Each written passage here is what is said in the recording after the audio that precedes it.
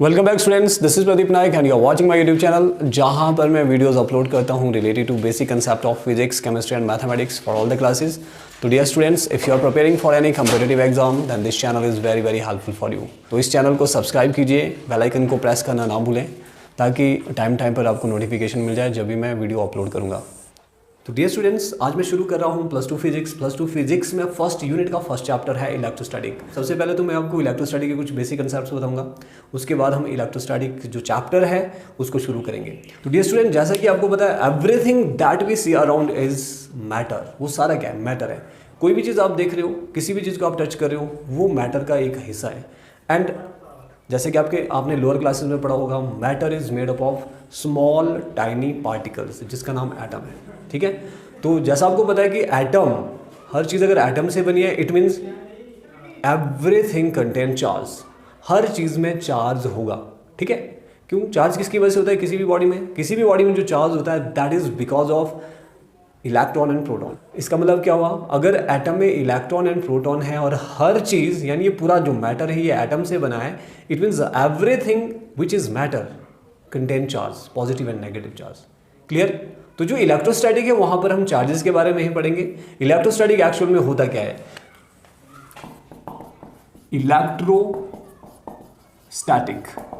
Electrostatic means study of electric charge at rest. Simple सी definition electrostatic की, it is the branch of physics which deal with the study of electric charge at rest.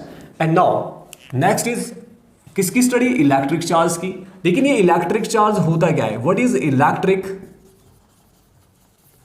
Charge? Electric charge होता है, it is a physical quantity due to which electric and other related effect are produces in this matter. ये एक ऐसी physical quantity है जिसकी वजह से इस मैटर पे इलेक्ट्रिक और उससे रिलेटेड इफेक्ट प्रोड्यूस होते हैं, that is called electric charge. Clear? Simple सी डेफिनेशन है। टाइप की बात करें, it is of two type, positive पहला, सेकंड है negative. Electric charge is of two type, positive and negative, और इधर हम रिप्रेजेंट करेंगे positive Q and negative Q. Positive Q and negative Q. Negative Q charge किसकी वजह से होगा? इलेक्ट्रॉन की वजह से। और पॉजिटिव क्यू जो चार्ज है वो किसकी वजह से होगा? प्रोटॉन की वजह से। ठीक है, नेक्स्ट हम बात करते हैं इलेक्ट्रिक चार्ज में कि इसका एसआई यूनिट क्या होता है। What is the SI unit of electric charge? It is coulomb. सबको पता होगा इलेक्ट्रिक चार्ज, जैसे इलेक्ट्रॉन पे जो चार्ज होता था उसका वैल्यू कितना होता था? 1.6 into 10 raise to the power -19 coulomb. लिखते थे ना -19, लास्ट में लिखते थे कूलम। तो जो कूलम होता था पीछे, that is the unit of electric charge. Clear?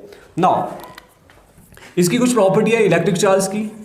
दो प्रॉपर्टी है। पहली प्रॉपर्टी, जब सेम चार्ज को एक दूसरे के नजदीक लाते हैं तो वो एक दूसरे को क्या करेंगे? रिपेल करते हैं। Like charge always repel each other and unlike charge always attract each other. ये दो प्रॉपर्टी है इलेक्ट्रिक चार्ज की कि जो लाइक चार्ज होते हैं वो एक दूसरे को क्या करते हैं? रिपेल करते हैं। नेगेटिव को रिपेल करेगा, पॉजिटिव को रिपेल करेगा। जिस तरह से मैग्नेट में नॉर्थ पोल को जब एक दूसरे के नजदीक लाते हैं तो उसमें रिपल्शन होती है। साउथ को लाएंगे तभी रिपल्शन होती है। लेकिन एक स्टेज ऐसी होती है, अगर मैं नॉर्थ और साउथ को एक दूसरे के नजदीक लाता हूं तो एकदम से चिपक जाते हैं। एग्जैक्टली यहां पर भी वही है। पॉजिटिव और नेगेटिव चार्ज को जब एक दूसरे के नजदीक लाया जाता है तो वो एक दूसरे को अट्रैक्ट करेंगे, वेयरएज जब नेगेटिव पॉजिटिव को एक दूसरे के नजदीक लाया जाता है तो वो रिपेल करेंगे। क्लियर है? These are the two properties of electric charge. Now methods of electrification. अब बात करते हैं इलेक्ट्रिफिकेशन क्या होता है। इलेक्ट्रिफिकेशन होता है बॉडी को चार्ज करना, किसी भी बॉडी को चार्ज करना। ठीक है, बॉडी को चार्ज करना, कैसा चार्ज करना? एक ही तरह के चार्ज। मान लो किसी बॉडी में नेगेटिव चार्ज लाना है, एक बॉडी में पॉजिटिव चार्ज लाना है। ठीक है, पॉजिटिव और नेगेटिव चार्ज अगर किसी बॉडी में आता तो उसको हम क्या बोलते हैं? इलेक्ट्रीफाइड। वो बॉडी क्या होगी? इलेक्ट्रीफाइड। ठीक है, मान लो एक रॉड है, इसमें नेगेटिव चार्ज आ गया, दूसरी रॉड है इसमें पॉजिटिव चार्ज आ गया। इट मीन्स इसको हम क्या बोलेंगे? इसको बोलते हैं इलेक्ट्रीफाइड। तो बॉडी को इलेक्ट्रीफाई करने के कुछ मेथड्स हैं जो हम पढ़ने वाले हैं। Methods of electrification. Method of electrification.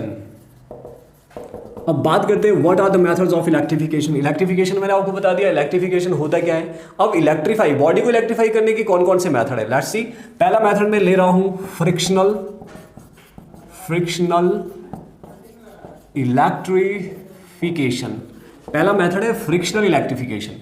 ठीक है, फ्रिक्शनल मतलब फ्रिक्शन से बॉडी को इलेक्ट्रीफाई करना है। फ्रिक्शन मतलब दो बॉडी को आपस में रब करो और वो इलेक्ट्रीफाई हो जाएगी, मतलब एक में नेगेटिव चार्ज आएगा, एक में पॉजिटिव चार्ज आएगा। ठीक है, तो डेफिनेशन क्या बनेगी, what is frictional electrification. Frictional electrification का मतलब होता है व्हेन टू बॉडी रब with each other, when two body rub with each other they get opposite kind of charge. This method of electrification is called frictional electrification. Clear? आप इसको लिख सकते हो, when two body rub with each other, when two body rub with each other it get electrified, then this method of electrification is called frictional electrification. Simple सी definition है, clear है। मान लो एक ग्लास रॉड है, glass rod, जब मैं glass rod को रब करता हूं सिल्क क्लॉथ के साथ तो क्या होता है, ग्लास रॉड को सिल्क क्लॉथ के साथ रब करो तो ग्लास रॉड में आता है पॉजिटिव चार्ज। ठीक है, ग्लास रॉड पॉजिटिव बन जाता है और सिल्क क्लॉथ बन जाता है नेगेटिवली चार्ज। क्लियर है, ग्लास रॉड में पॉजिटिव और सिल्क क्लॉथ में नेगेटिव। जितना इधर पॉजिटिव चार्ज आएगा उतना ही इधर होगा नेगेटिव चार्ज। इसके पीछे रीजन क्या है, ये पॉजिटिव क्यों है, ये नेगेटिव क्यों है। देखिए ग्लास रॉड और सिल्क क्लॉथ एक्चुअल में क्या है, इसमें पॉजिटिव चार्ज कैसे शो हुआ, इधर नेगेटिव चार्ज कैसे हुआ। एक्चुअल जो ये ओरिजिन है यहां पर इलेक्ट्रिफिकेशन का, that is transference of electron. क्या हुआ, जब ग्लास रॉड को सिल्क क्लॉथ के साथ रब किया तो ग्लास रॉड से कुछ इलेक्ट्रॉन्स थे जो ट्रांसफर होके कहां पे चले गए, सिल्क क्लॉथ में। उसकी एनर्जी बढ़ गई, जैसे इसकी एनर्जी बढ़ती है तो क्या करेंगे, इसके सरफेस को छोड़ के दूसरे बॉडी के सरफेस में चले जाते हैं और उधर नेगेटिव चार्ज क्रिएट करते हैं। ठीक है, इधर पॉजिटिव और इधर नेगेटिव चार्ज आ जाता है। यानी what is the origin of electrification, transference of electron. Electron transfer करेंगे, इलेक्ट्रॉन ट्रांसफर करेंगे एक बॉडी से। देखो अगर यहां से 10 इलेक्ट्रॉन इधर गए तो इधर 10 नेगेटिव चार्ज आएगा और इधर 10 पॉजिटिव। ये पॉजिटिव चार्ज किसकी वजह से आया, आपको बताया एटम में जो इलेक्ट्रॉन और प्रोटॉन होते हैं, अगर 10 इलेक्ट्रॉन है तो 10 ही प्रोटॉन होते हैं। यानी जो एटम है वो वैसे न्यूट्रल होता है। ठीक है, बॉडी भी न्यूट्रल है। मान लो कोई बॉडी जिसको हम रब, ग्लास रॉड पहले न्यूट्रल थी। न्यूट्रल कैसे, जितने इसमें पॉजिटिव चार्ज है उतने नेगेटिव थे। क्लियर, अगर मान लो इसमें 10 पॉजिटिव 1 2 3 6 नेगेटिव और पॉजिटिव चार्ज है तो क्या हुआ, यहां से क्या हुआ, एक इलेक्ट्रॉन जिसने इसको न्यूट्रलाइज किया था, पॉजिटिव को जिस इलेक्ट्रॉन ने न्यूट्रलाइज किया था वो उधर चला गया तो पॉजिटिव शो हो जाएगा यहाँ पे। इसके इलेक्ट्रॉन भी इधर गया, इसका इलेक्ट्रॉन इसके साथ वाला जिसने इसको न्यूट्रलाइज किया था वो भी उधर चला गया, जिसने इसको न्यूट्रलाइज किया था वो भी उधर चला गया, जिसने इसको न्यूट्रलाइज किया था वो भी उधर चला गया, जिसने इसको न्यूट्रलाइज किया था वो भी उस तरफ चला गया और यहाँ पे रह जाता है एज अ होल। क्या ये प्रोटॉन बच रहे हैं यहाँ पे, और जो इलेक्ट्रॉन है वो लीव कर चुके हैं अपनी पोजिशन को। क्लियर, जैसे आयन्स आपने पढ़ा है, केमिस्ट्री में पढ़ा होगा, जब इलेक्ट्रॉन किसी एटम को छोड़ देता है तो वो वहाँ पे पॉजिटिव कैटायन फॉर्म करता है। एग्जैक्टली यहाँ पर भी वही है, जहाँ पर जाता है वो एनायन बन जाता है और जहाँ से जाता है वो कैटायन बन जाता है, पॉजिटिव चार्ज लीव करता है। एग्जैक्टली यहाँ पर भी वही होता है, इलेक्ट्रॉन गया तो इधर पॉजिटिव चार्ज शो करेगा। क्लियर, तो इस तरह से जब आप बॉडी को रब करते हो तो ग्लास रॉड से इलेक्ट्रॉन ट्रांसफर करेंगे सिल्क पे तो इसमें पॉजिटिव चार्ज आ जाएगा और इधर नेगेटिव चार्ज आ जाता है। क्लियर हो गया, तो इसको बोलते हैं मेथड ऑफ इलेक्ट्रिफिकेशन। पहला मेथड ऑफ इलेक्ट्रिफिकेशन है frictional electrification. Second method of electrification, induction.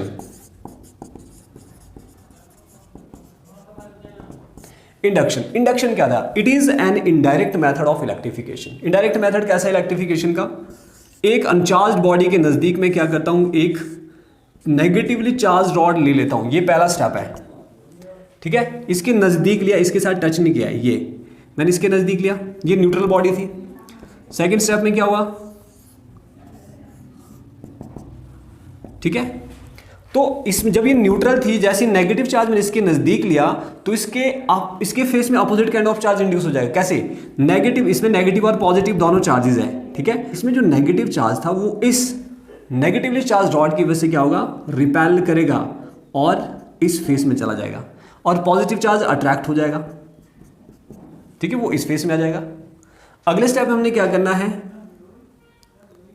चलो ये इधर कर लेता हूं मैं, positive positive positive negative negative negative. जैसे ही रॉड यहां लाई तो इधर पॉजिटिव इधर नेगेटिव हो जाएगा। ठीक है, नेक्स्ट स्टेप में हम क्या करेंगे, सेकंड स्टेप में इसको अर्थिंग कर देंगे। अर्थिंग मतलब मान लो अगर आप यहाँ से टच करें, किसी कंडक्टर से मैं यहाँ पे टच करूँगा तो ये चार्ज उस कंडक्टर में आ जाएगा। तो थर्ड स्टेप में क्या होगा, आप क्या करो, इसको भी रिमूव कर दो। ठीक है, देखो यहाँ से सारे का सारा चार्ज कहाँ पे चला जाएगा, अर्थिंग में चला जाएगा सारा चार्ज। क्लियर। और रॉड है यहाँ पे नेगेटिवली चार्ज रॉड, ये थर्ड स्टेप है। अब फोर्थ स्टेप में हम क्या करें, जो नेगेटिव चार्ज उधर गया, अब फोर्थ स्टेप में क्या करूं,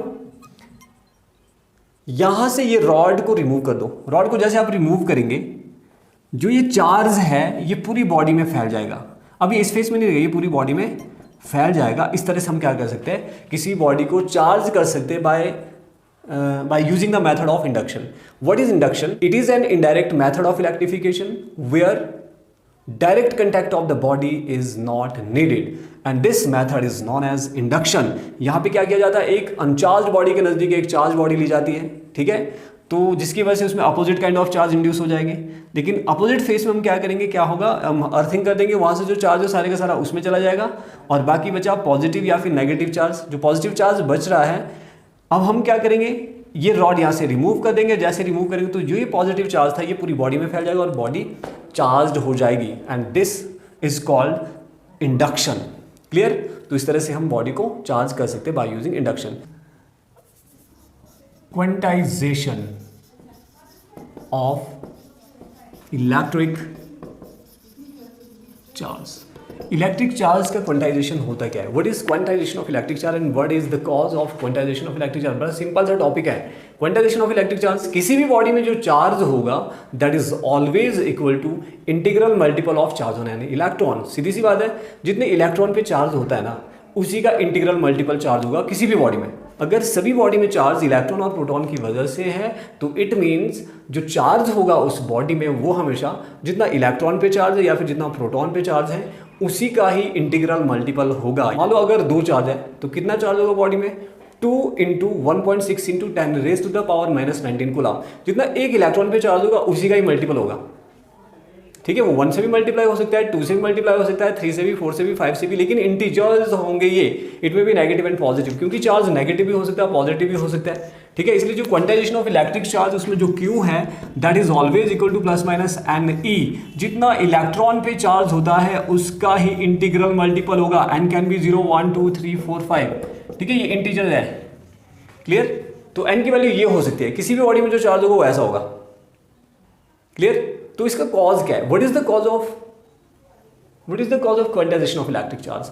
इलेक्ट्रिक चार्ज क्वांटाइज्ड होता है किसी भी बॉडी में। इसका कॉज क्या है, इसका कॉज ये है जब इलेक्ट्रॉन ट्रांसफर करता है एक बॉडी से दूसरी बॉडी में वो हमेशा इंटीजर की फॉर्म में करेगा। या तो 1 इलेक्ट्रॉन करेगा या 2 इलेक्ट्रॉन करेगा या 3 इलेक्ट्रॉन करेंगे। समझ में आ रहा है, इस तरह से इलेक्ट्रॉन ट्रांसफर करते हैं। तो what is the cause of quantisation of electric charge, the main cause of quantisation of electric charge is only integral multiple of electrons are transferred from one body to another। या फिर आप कह सकते हैं कि जो बॉडी होती है उसमें जो चार्ज होता है वो इलेक्ट्रॉन और प्रोटॉन की वजह से होगा, और इलेक्ट्रॉन और प्रोटॉन कभी भी फ्रैक्शन में एग्जिस्ट नहीं करते हैं। यही मेन कॉज है क्वांटाइजेशन ऑफ इलेक्ट्रिक चार्ज का। अगर आपने सिंपल डेफिनेशन में लिखना है what is the cause of quantisation of electric charge, आप सिंपल लिखो the main cause of quantisation of electric charge is only integral multiple of charge can transfer from one body to another। Clear, simple सी बात है। ठीक है, next एक question है, can a body have charge 0.8 into 10 raise to the power -19 coulomb. Give your answer. क्या किसी body का चार्ज इतना हो सकता है, इज इट पॉसिबल।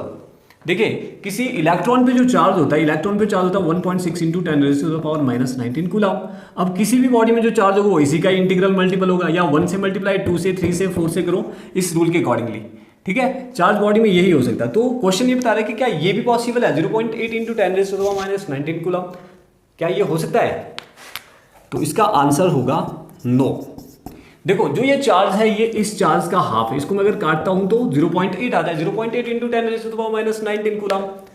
तो ये क्या हो गया, चार्ज जितना एक इलेक्ट्रॉन होता उसका भी आधा हो गया।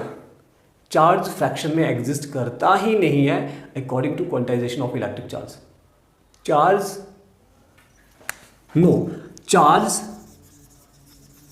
इन fraction does not exist according to quantization of electric charge।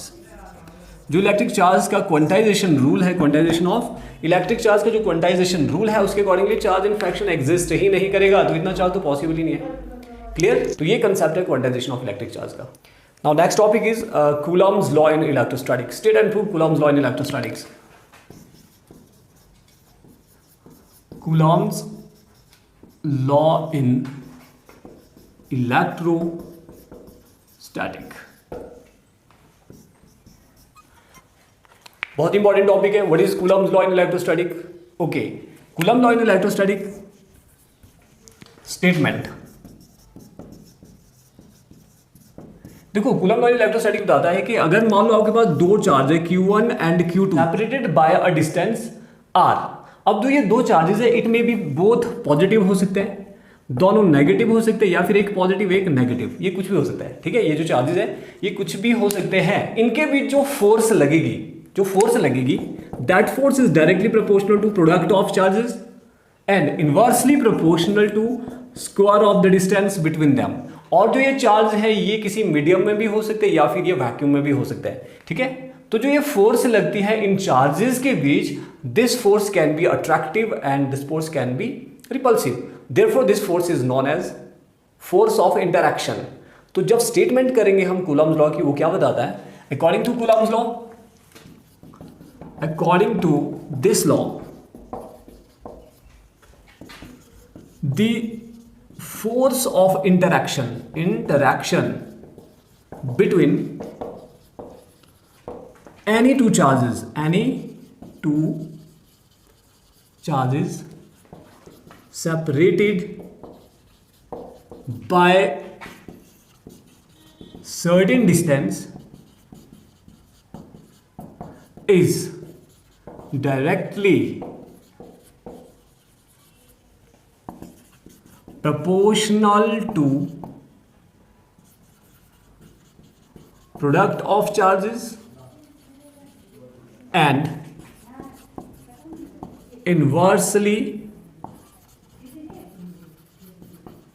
proportional to square of the distance between them। Square of the distance between them, ये स्टेटमेंट। ठीक है, according to this law, force of interaction between two charges separated by a certain distance is always directly proportional to इन दोनों चार्जेस के product के और inversely proportional to square of the distance, जो डिस्टेंस है उसके स्क्वायर के। क्लियर? तो यह स्टेटमेंट जब आप प्रूव करोगे, same consider two charges Q1 Q2 separated by a distance R। ठीक है, तो देन बाय कूलम्स लॉ, पहले आपने क्या लिखना यहां पर? Consider two charges Q1 Q2 separated by a distance R, then by Coulomb's law force of interaction is directly proportional to किसकी इक्वल आएगा? Q1 Q2 के, and force of interaction is inversely proportional to square of the distance between them. इन दोनों से combinedly हम लिख सकते हैं F इक्वल्स टू, या फिर मैं इधर लिखता हूं, this implies F is equal to Q1 Q2 upon R square, sorry is directly proportional to this, ये बन जाएगा दोनों का combined. And now F is equal to, proportionality को काटने के लिए हम यहाँ पे K लिखेंगे, Q1 Q2 upon R square,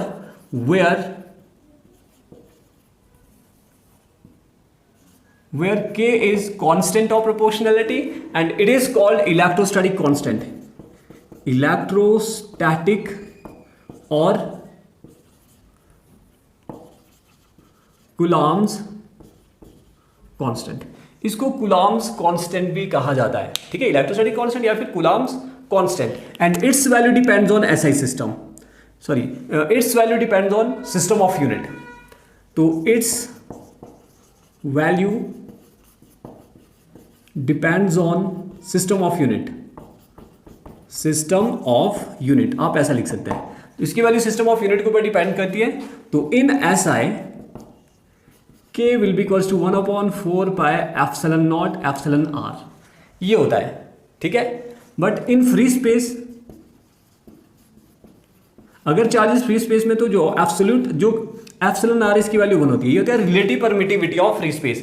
free space में जो रिलेटिव परमिटिविटी है इसकी वैल्यू 1 होती है, तो देन जो k है इसकी वैल्यू होगी 1/4 पाई एप्सिलॉन नॉट, और ये होता है 9 × 10⁻⁹ न्यूटन मीटर स्क्वायर पर कूलाम स्क्वायर। ये इसका यूनिट है, ऐसा यूनिट न्यूटन मीटर स्क्वायर पर कूलाम स्क्वायर।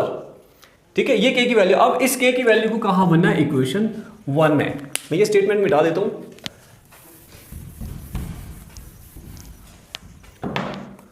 तो F will be equals to 1/4 pi epsilon naught Q1 Q2 upon R square, which is required expression for the force between two charges separated by a distance R. ठीक है, इन CGS K की value 1 होती है, तो F किसकी equal हो जाएगा, equation 1 में भर दो Q1 Q2 upon R square। CGS में F की value Q1 Q2 upon R square आता है। ठीक है, और यहाँ पे जो 1/4 पाई एप्सिलॉन नॉट है इसकी वैल्यू 9 × 10⁻⁹ न्यूटन मीटर स्क्वायर पर कूलाम स्क्वायर।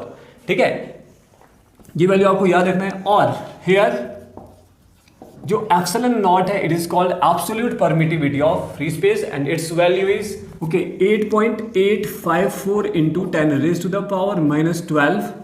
जो ये यूनिट है यहाँ पर इसका बिल्कुल उल्टा, न्यूटन इनवर्स मीटर-2 कूलाम स्क्वायर, ये इसकी वैल्यू होगी absolute permittivity of free space.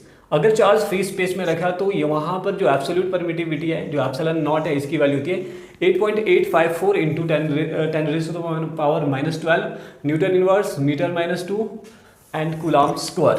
आप इसका डायमेंशन फॉर्मूला खुद लिख सकते हैं। ठीक है, यूनिट्स के बेस पे आप इसका डायमेंशन फॉर्मूला बनाओ, या फिर जो इलेक्ट्रोस्टैटिक कांस्टेंट है k की वैल्यू जो ये होती है, इसका डायमेंशन फॉर्मूला भी आप बना सकते हैं, न्यूटन मीटर स्क्वायर पर कूलाम स्क्वायर। यानी इसका जो डायमेंशन फॉर्मूला होगा वो इसका उल्टा होने वाला है। तो ये था कूलम्स लॉ इन इलेक्ट्रोस्टैटिक। तो डियर स्टूडेंट्स, आज का जो हमारा टॉपिक है वो है Coulomb's law in vector form. लेकिन उससे पहले आपको पता होना चाहिए कूलम्स लॉ है क्या। देखिए, प्रीवियस वीडियो में हमने पढ़ा था कूलम्स लॉ। अगर आपके पास Q1 Q2 दो चार्जेस है separated by a distance r, तो इनके बीच जो फोर्स ऑफ इंटरेक्शन होगा that is equals to 1/4 pi epsilon naught Q1 Q2 upon R square. ये इसका लास्ट एक्सप्रेशन आया था। ठीक है, और जो फोर्स की डायरेक्शन है वो कौन बताएगा, ये यूनिट वेक्टर। ठीक है, ये हम प्रीवियस वीडियो में पढ़ चुके हैं। ठीक है, कि जो कूलम्स फोर्स होता है दो चार्जेस के बीच वो कितना लगता है, that is 1/4 pi epsilon naught Q1 Q2 upon R square. तो आज हम शुरू कर रहे हैं Coulomb's law in vector form क्या बताता है। Once again consider two charges Q1 and Q2। ठीक है, separated by a distance r, दोनों के बीच का जो डिस्टेंस है वो फिर से कितना है, r है। क्लियर। नाउ लेट, देखिए ये चार्ज इस पे फोर्स लगाएगा, force on charge Q2 bye Q1। मान लो F12 क्या है, F21 is force on charge Q2 due to Q1 and similarly force on charge Q1 due to Q2 is F12। ठीक है, और जो 2 1 की डायरेक्शन है वो ये यूनिट वेक्टर बताएगा 1 2, और जो फोर्स 1 2 है इसकी डायरेक्शन बताता है यूनिट वेक्टर R2 1। सबसे पहले तो आपको इस तरह का ये डायग्राम बनाना है। ठीक है, नाउ अब देखिए Coulomb's law in vector form आपको क्या बताएगा। तो आपने सबसे पहले क्या लिखना जब आप इसका आंसर लिखेंगे, consider two charges Q1 and Q2, इस तरह से लिखना है, consider two charges Q1 and Q2 separated by a distance r। ठीक है, जो r डिस्टेंस पे है एक दूसरे के, then by Coulomb's law. Coulomb law क्या बताता है, force on charge Q1 due to Q2 is given by, क्या आएगा, जो चार्ज Q1 है इस पे Q2 फोर्स लगाएगा, that force is equals to 1 2 is equals to 1/4 pi epsilon naught. Coulomb's force 1/4 pi epsilon naught, charge है Q1 Q2 upon R square, r² distance है दोनों के बीच, एंड यहां पे आप लिखेंगे वेक्टर फॉर्म में लिखना है, तो यहां पर आपको यूनिट वेक्टर लिखना है that will give the direction of force 1 2। तो ये जो डायरेक्शन है फोर्स 1 2 की, इसका यूनिट वेक्टर है 2 1। तो यूनिट वेक्टर 2 1 लिखना है यहां पे। जो ये यूनिट वेक्टर है ये किसी भी वेक्टर का डायरेक्शन बताता है। तो अगर फोर्स 1 2 है तो यूनिट वेक्टर 2 1 होगा। Clear? And gives it 1। Similarly force on charge Q2 due to Q1। अब force on charge Q2 due to Q1 कितना है? F21। तो जो F21 है ये किसकी इक्वल आएगा? Once again 1/4 pi epsilon naught Q1 Q2 upon r², और यहां पर यूनिट वेक्टर 1 2 आएगा, क्योंकि 1 2 जो unit vector it will give the direction of force 2 1। जो वेक्टर 2 1 है इसका डायरेक्शन बताएगा, and gives it equation number 2। Now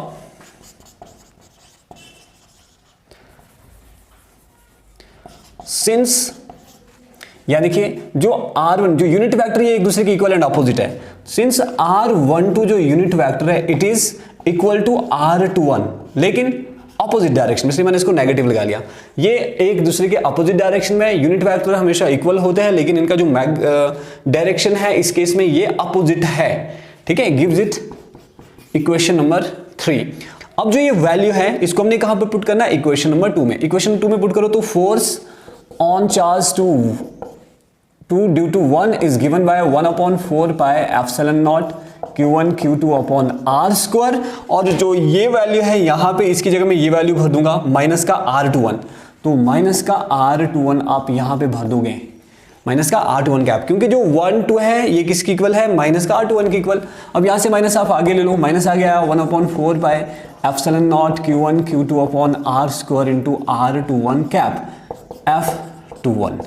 अगर आप इसको कंपेयर करोगे इक्वेशन 1 के साथ, तो इक्वेशन 1 में जो ये पूरी वैल्यू है किसकी इक्वल है? 1 2 के equal. Force on charge 2 due to 1 किसके इक्वल आ जाएगा? माइनस का ये पूरा है किसके इक्वल?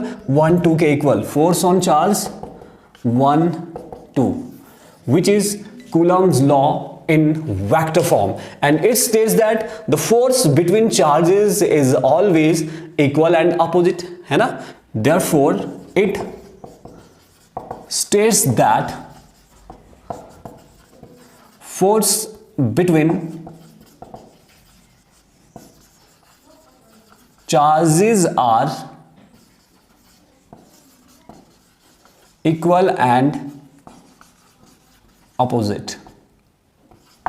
तो ये स्टेट करता है Coulomb's law in vector form. वैसा भी लिख सकते हैं it is accordance with the Newton third law of motion, जो क्या बताता है कि जो फोर्स है वो इक्वल एंड ऑपोजिट लग रही है। यानी लेकिन यहां पर जो ये फोर्स लग रही है किसके बीच लग रही है? चार्जेस के बीच लग रही है। तो force between charges are equal and opposite. This is Coulomb's law in vector form. अगला जो टॉपिक है वो है Coulomb's law in terms of their position vector. ये भी बहुत इंपॉर्टेंट टॉपिक है एग्जामिनेशन पॉइंट ऑफ व्यू से। सबसे पहले यहां पे आपको क्या करना है? स्पेस में कोई दो चार्जेस कंसीडर करने हैं Q1 एंड Q2, और इनके पोजीशन वेक्टर R1 और R2 हैं। तो ये वाला चार्ज इस पे जो फोर्स लगाएगा वो होगा force on charge 2 due to 1, ठीक है। और ये वाला चार्ज भी इस पे फोर्स लगाएगा, this is force on charge 1 due to 2, ठीक है। These are the forces. तो इनके अपोजिट क्या लगेगा? ये होगा 1 2, और जो डायरेक्शन है इस फोर्स की होगी ये 2 1। ये वाला वेक्टर बताया एग्जैक्टली जैसे हमने इससे पहले किया था, लेकिन यहां पर आपको दोनों चार्जेस स्पेस में लेना है, ठीक है। दिस इज यूनिट वेक्टर, ये यूनिट वेक्टर है कौन सी फोर्स का? 2 1, इसकी डायरेक्शन बताएगा, और जो ये यूनिट वेक्टर ये इस फोर्स की डायरेक्शन बताएगा। क्लियर? नाउ तो सबसे पहले हम फिर से वैसे ही करेंगे जब आप इसका सॉल्यूशन लिखना है। आंसर जो होगा नाउ जो Coulomb's law in terms of their position vector है, सबसे पहले तो आपको डायग्राम बनाना है, एंड आफ्टर दैट आपको क्या करना है? बिल्कुल वैसे ही इसके ऊपर स्टेटमेंट लिखना है, consider to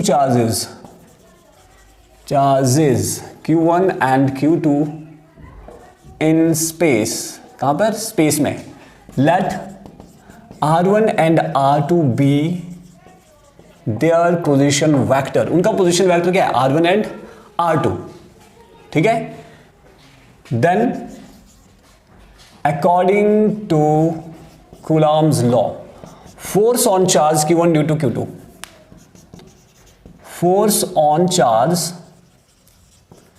Q1 due to Q2 is given by, इसको पॉइंट A दे दो, इसको पॉइंट B दे दो।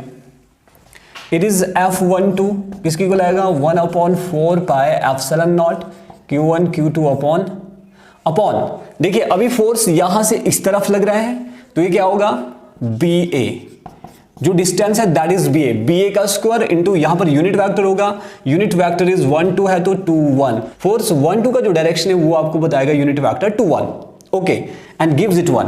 नाउ हियर यहां पे जो BA है वो किसकी इक्वल है, BA क्या होता है डिस्प्लेसमेंट वेक्टर। देखो BA फाइनल है A और इनिशियल है B, ठीक है, ये वाला R2 इनिशियल है फाइनल है, क्योंकि यहां से हम इधर की तरफ जा रहे हैं तो डिस्प्लेसमेंट वेक्टर होगा final minus initial, final is R1 minus R2। Otherwise आप इसको ट्राइंगल ऑफ वेक्टर एडिशन से भी कर सकते हैं। मान लो किसी ट्राइंगल की एक साइड ये है दूसरी साइड ये है तो डिस्प्लेसमेंट इसका जो रिजल्टेंट देगा वो कौन देगा, यानी जो R1 है resultant it must be equals to R2 plus BA, तो BA किसकी को ला जाएगा यहां से R1 माइनस R2। ऐसे भी आप फाइंड आउट कर सकते हैं triangle of vector addition apply करके।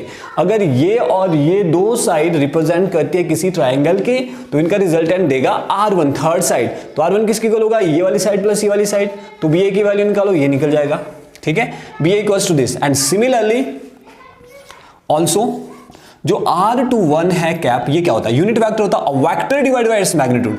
व्हाट इज वेक्टर, यहां पर होगा a vector, sorry it is 2 1 a vector divided by its magnitude ये, लेकिन जो ये R21 है it is displacement vector and it is further equals to, ये किसकी इक्वल होगा जो R21 है it is final minus initial, यानी R1 माइनस R2। इधर भी ये डिस्प्लेसमेंट है कहां से फाइनल माइनस इनिशियल, फाइनल होगा R1 इनिशियल होगा R2, तो हम लिखेंगे R1 minus R2 divided by R1 minus R2, R1 minus R2 का मैग्नीट्यूड। अब ये दोनों वैल्यू इसको पुट करना है, पुट इन 1 पूरा system.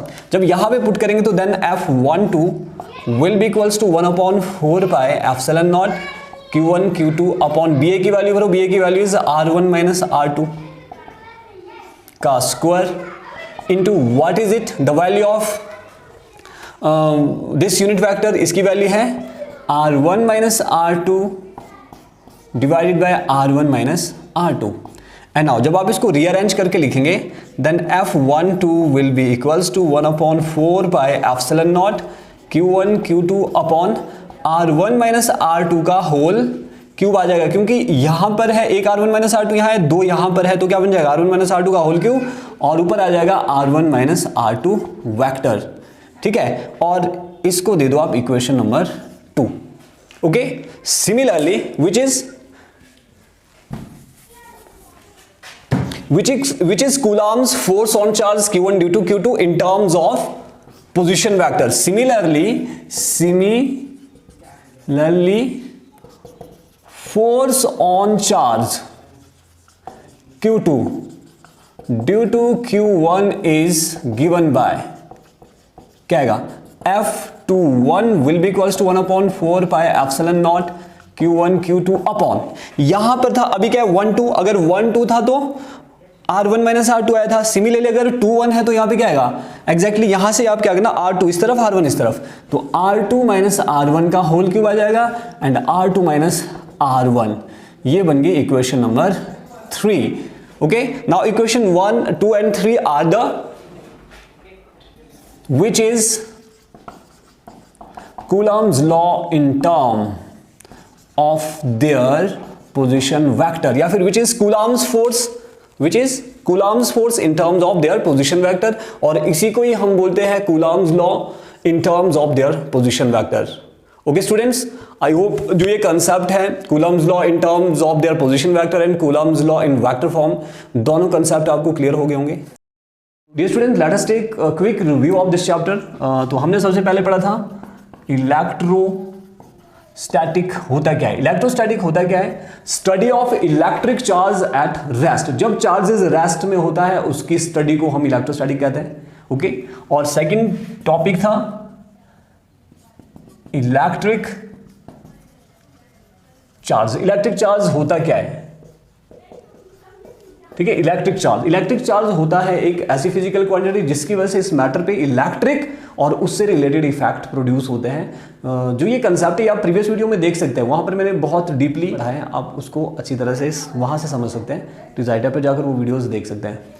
Okay, charges are of two type, negative charge, positive charge. और methods of electrification, methods of electrification, methods of electrification. यहां पर हमने दो मेथड पढ़े थे। पहला मेथड पढ़ा था frictional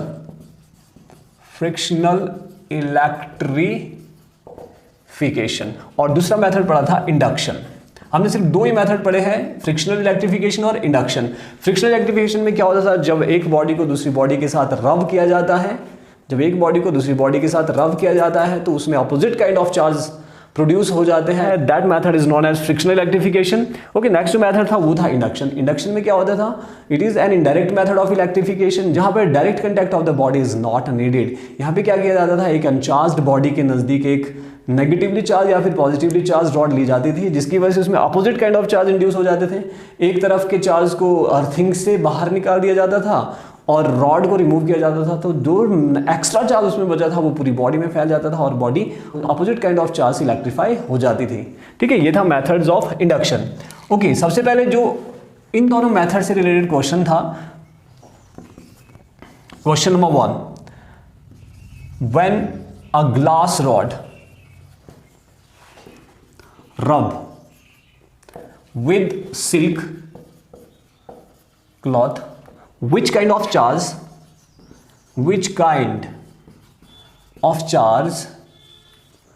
they get?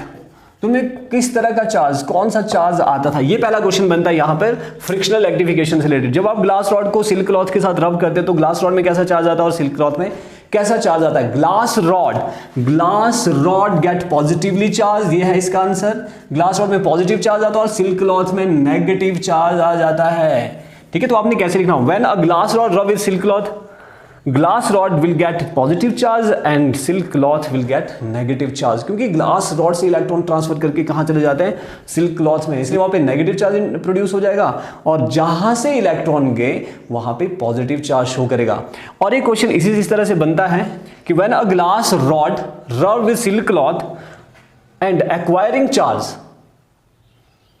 When glass rod rub with silk cloth, glass rod will acquire charge positive का 1.6 इंटू 10⁻⁻⁹ कूलम, इतना चार्ज आता है।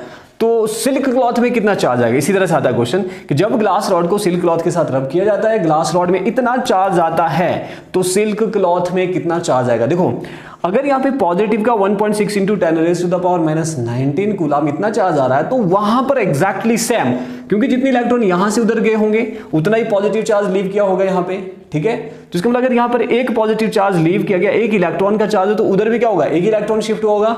इसका मतलब यहाँ पर जो चार्ज आएगा वो नेगेटिव का 1.6 इंटू 10⁻⁻⁹ कूलम ही होगा। अगर इधर जितना इधर पॉजिटिव का होगा उतना ही उधर नेगेटिव का चार्ज प्रोड्यूस होगा सिल्क क्लॉथ में। ये दो क्वेश्चन है, बहुत इंपॉर्टेंट है, जो ज्यादातर पूछे जाते हैं फ्रिक्शनल इलेक्ट्रिफिकेशन से। Okay, next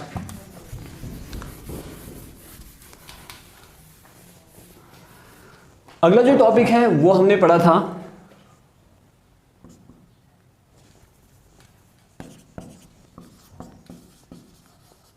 quantization of electric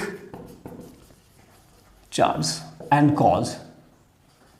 quantization of electric charge क्या होता था? क्वांटाइजेशन ऑफ इलेक्ट्रिक चार्ज होता था कि किसी भी बॉडी में जो चार्ज होगा वो इलेक्ट्रॉन के चार्ज का ही मल्टीपल होगा हमेशा, कि कोई भी बॉडी जिसमें चार्ज है वो हमेशा integral multiple of charge on an electron, जितना किसी इलेक्ट्रॉन पे चार्ज होता है, ये थे ना, तो Q इक्वल्स टू कितना, number of charge in electron, plus minus का हो सकता है, जितना इलेक्ट्रॉन पे चार्ज उसका इंटीग्रल मल्टीपल होगा, और n किसके लिए था, 1 2 3 एंड सो ऑन। इसका जो कॉज है वो क्या है, हर बॉडी में जो चार्ज हो इलेक्ट्रॉन और प्रोटॉन की वजह से होता है, और बॉडी में जो चार्ज होगा इलेक्ट्रॉन और प्रोटॉन जो होते हैं वो हमेशा पूरे होंगे, आधा इलेक्ट्रॉन तो किसी में नहीं होगा, या फिर आधे से थोड़ा ज्यादा भी किसी में नहीं होगा, एग्जैक्टली पूरा चार्ज होगा इलेक्ट्रॉन का। अगर किसी भी बॉडी में चार्ज इलेक्ट्रॉन की वजह से होता तो इसका मतलब क्या है कि उस बॉडी में जो चार्ज होगा वो हमेशा, किसी भी बॉडी में जो चार्ज होगा वो हमेशा इलेक्ट्रॉन के चार्ज का ही मल्टीपल होगा। और चार्ज फ्रैक्शन में एग्जिस्ट करता ही नहीं है। इलेक्ट्रॉन अगर ट्रांसफर भी करता है एक बॉडी से दूसरी बॉडी में, वो कभी फ्रैक्शन में नहीं करेगा, पूरा इलेक्ट्रॉन ट्रांसफर करेगा। अगर बॉडी में पूरा इलेक्ट्रॉन ट्रांसफर करता है तो इसका मतलब उस बॉडी में जो चार्ज भी होगा वो भी क्या होगा, इंटीग्रल मल्टीपल होगा, जितने चार्ज इलेक्ट्रॉन पे उतना ही होगा। ठीक है, ये है quantization of electric charge and it's cause. तो इससे रिलेटेड क्वेश्चन बनता था क्वेश्चन 2, ये दूसरा क्वेश्चन है। तो ये क्वेश्चन क्या बताता है, okay, can a body have charge 0.8 into 10 raise to the power -19 coulomb. क्या किसी बॉडी में इतना चार्ज हो सकता है? ये इलेक्ट्रॉन के चार्ज का आधा है, तो आधा चार्ज किसी बॉडी में है पॉसिबल? नो, क्योंकि इलेक्ट्रॉन तो पूरा ट्रांसफर होगा, या फिर किसी बॉडी में इलेक्ट्रॉन होगा तो वो पूरा होगा ना। 10 इलेक्ट्रॉन हो तो 10 के 10 पूरे होंगे, तो उसमें 10 के 10 चार्ज होगा जितना इलेक्ट्रॉन का मल्टीपल है। तो can a body have charge this much? No, a body can not have charge 0.8 into 10 raise to the power -19 coulomb because of this quantization of electric charge. Otherwise आप कह सकते हैं charge in fraction does not exist, charge fraction में exist ही नहीं करता है। Okay, तो इससे रिलेटेड और भी क्वेश्चंस बन सकते थे। क्वांटाइजेशन ऑफ इलेक्ट्रिक चार्ज के बाद हमने पढ़ा था fifth topic is Coulomb's law in electrostatic. Coulomb's law in electrostatic, electrostatic में कूलम का जो लॉ है वो क्या था, इसने ये बताया, देखो चार्जेस की भी जो फोर्स लगती है वो इंटरैक्टिव होती है इन नेचर, मतलब अट्रैक्टिव भी एज वेल एज रिपल्सिव भी, तो जिसको हम बोलते हैं फोर्स ऑफ इंटरैक्शन। तो अकॉर्डिंग टू कूलम जो फोर्स ऑफ इंटरैक्शन है दो चार्जेस पे separated by a certain distance q1 q2, r distance पे है मान लो, तो मतलब वो डायरेक्टली प्रोपोर्शनल होगा q1 q2 के प्रोडक्ट के and inversely proportional square of the distance between them. Proportionality को काटने के लिए हम यहाँ k लिखते थे और k होता था इलेक्ट्रोस्टैटिक कांस्टेंट, जिसकी वैल्यू SI में होती थी 1/4 pi epsilon naught q1 q2 upon r square. ये था फोर्स का फाइनल एक्सप्रेशन। तो इसके बाद हमने पढ़ा था Coulomb's law in vector form and Coulomb's law in terms of their position vector, वो लगभग इसी से रिलेटेड है। तो ये था ओवरव्यू ऑफ होल चैप्टर जो हमने फर्स्ट चैप्टर पढ़ा है इलेक्ट्रोस्टैटिक। अब कुछ questions related to this basic concept. Okay,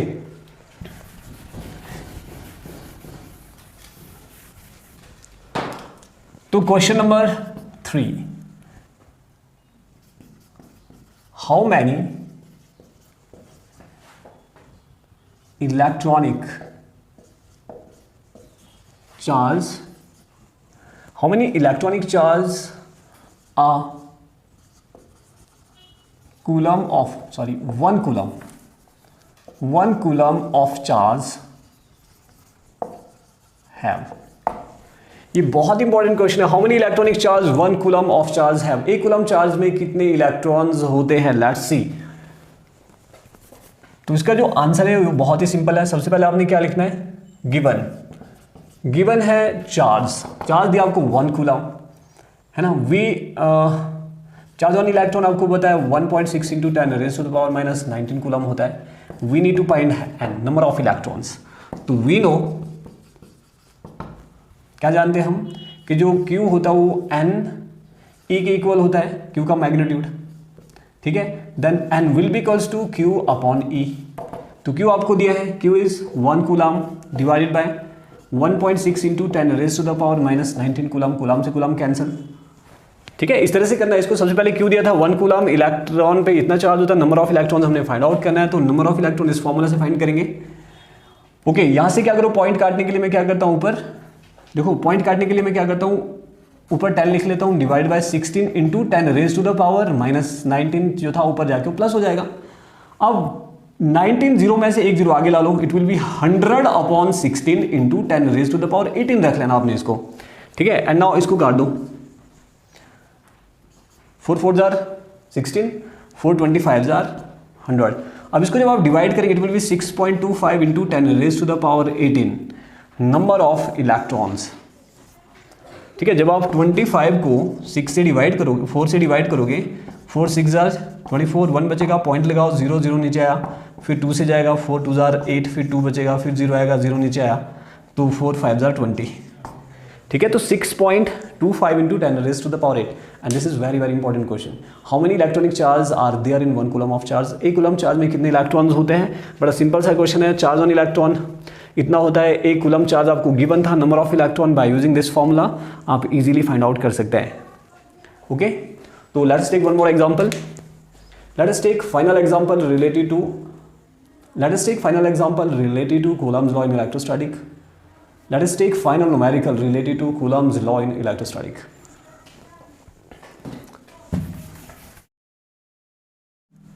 तो ये जनरल क्वेश्चन है कि व्हाट इज द, बहुत important examination point of view से, what is the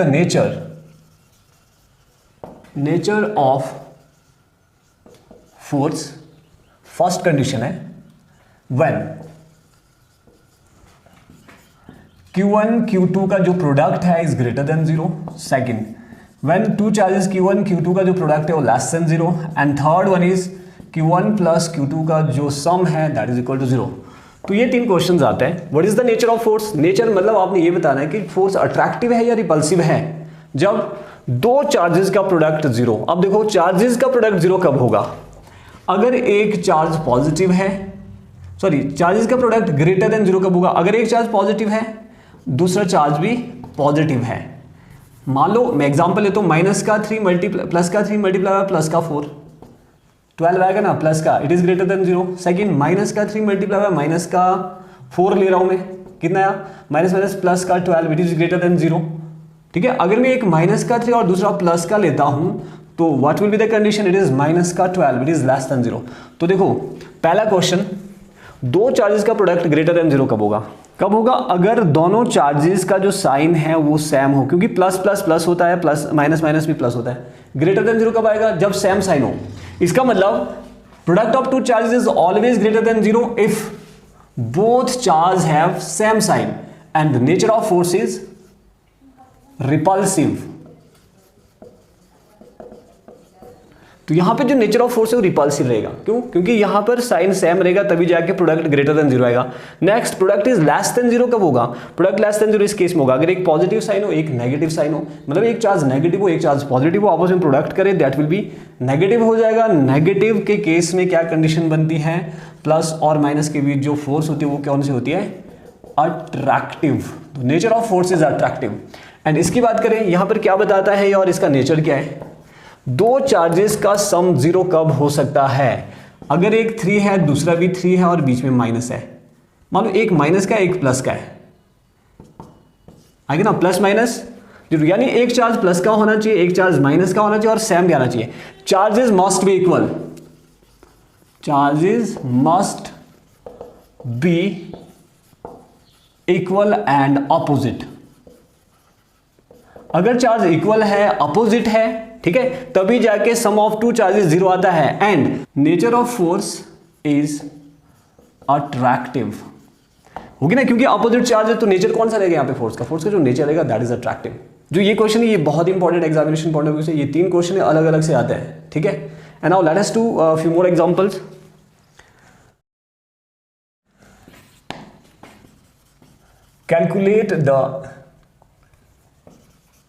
Calculate the Coulomb's force between two electrons separated by a distance 1.6 into 10 raised to the power minus 13 metre. इतने distance पे. तो let's see solution. We know Coulomb's force किसके equal होता है, 1/4 pi epsilon naught Q1 Q2 upon R square. ठीक है, तो here Q1 है charge on electron 1.6 into 10 raise to the power minus 19 coulomb negative का. Q2 भी यही हो गया माइनस का 1.6 into 10 raise to the power minus 19 coulomb. और distance R is 1.6 into 10 raise to the minus 13. ये दिया डिस्टेंस. ठीक है, ये है चार्जेस. मैग्नीट्यूड ऑफ चार्ज ले लो आप. ठीक है, और वैल्यू 1/4 पाई एप्सिलॉन नॉट की जो वैल्यू होती है वो होती है 9 into 10 raise to the power 9 newton metre square per coulomb square. और ये हो गया इतने मीटर. अब ये जो सारी वैल्यू ये हो ना चार्जेस Q1 Q2 E के इक्वल है चार्ज ऑन इलेक्ट्रॉन, इसका मैग्नीट्यूड ले लो आप या फिर रहने दो यही. अब तो फोर्स क्या होगी, therefore F will be equals to, इसकी वैल्यू भरो जी कितना है 9 into 10 raise to the power 9 into पहला चार्ज है 1.6 into 10 raise to the power minus 19, दूसरा चार्ज है 1.6 into 10 raise to the power minus 19 Q1 Q2, और माइनस माइनस प्लस हो जाएगा इसका, इसलिए मैंने लिखा ही नहीं. और नीचे क्या है 1.6 into 10 raise to the power -13 का होल स्क्वायर। ठीक है, अब आपने क्या करना है, मैं इधर कर लेता हूँ इसको, f will be equals to 9 into 10 raise to the power 9।